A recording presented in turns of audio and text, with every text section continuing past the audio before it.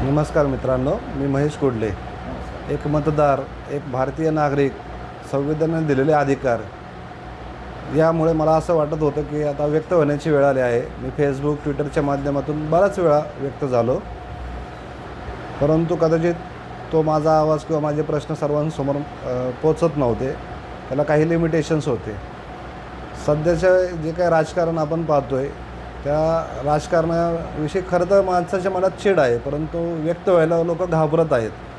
आज आपण महाराष्ट्रातलं राजकारण पाहिलं असेल, मध्य प्रदेशचं राजकारण पाहिलं असेल, केवळ लोकप्रतिनिधी फोडायचे, तोडायचे, पक्ष तोडायचा, ते पक्षचिन्ह चोरायचा आणि त्या आधारावरती स्वतः सत्तेमध्ये यायचं आणि आम्ही कसे महासत्य आहोत हे लोकांच्या मनावरती बिंबवायचं, हेच काम चालू आहे. खरं तर लोकांनी प्रश्न विचारला पाहिजे की आपण ज्याला मतदान करतो आहे ते मतदान आपण त्या व्यक्तीला करतो आहे की त्या पक्षाला करतो आहे.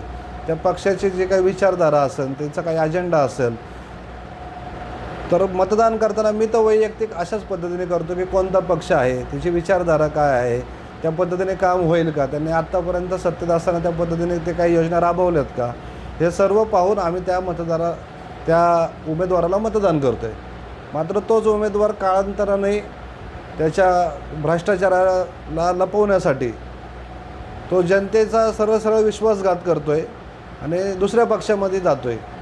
तर तुम्हाला असं वाटत नाही का की मी जे मतदान केलं आहे ते मी कदाचित पक्षाला केलं, काही लोकांनी त्याला देखील केलं असेल, पण मी निश्चितपणे कुठल्याही त्या व्यक्तीला मतदान केलं नाही, तर मी पक्षाला बांधील असून पक्षाला मतदान केलं आहे.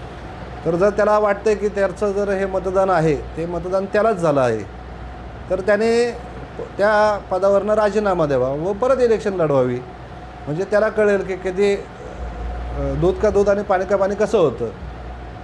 अशाच पद्धतीने पक्ष चोरले, उमेदवार चोरले आणि जर स्वतःला महासत्ता म्हणून जर यांना मिरवायचं असेल तर हे कुठंतरी रोखणं गरजेचं आहे. आपण आपले विचार काय आहेत, मी असं म्हणतच नाही की तो उमेदवार स्वतःच्या ताकदीवर निवडून येऊ शकत नाही, पण त्याने ती ताकद दाखवली पाहिजे ना. कोणताही उमेदवार ज्या पक्षाच्या तिकिटावरती निवडून येतो त्याने त्या पक्षाचा राजीनामा द्यावा आणि मगच इलेक्शन लढून पुन्हा स्वतःला सिद्ध करावं. नाहीतर सत्तेसाठी किंवा भ्रष्टाचार लपवण्यासाठी ह्या दोन गोष्टींसाठी ते जातात. पक्ष बदलून आलेल्या कोणत्याही आमदाराला मंत्रिपद मिळू नये किंवा कोणतेही महामंडळ मिळू नये. जर त्याला खरंच विचारधारांशी जायचं आणि दुसऱ्या पक्षाची विचारधारा पटत असेल तर त्याने त्याची टर्म संपेपर्यंत केवळ आमदार म्हणून काम करून दाखवावं. तर मला तरी असं वाटतं की त्या व्यक्तीने खरं तर राजीनामाच दिला पाहिजे.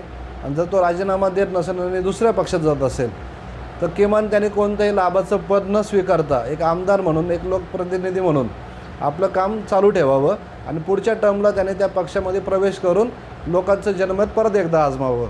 मला तर असं वाटतं. तुम्हाला काय वाटतं?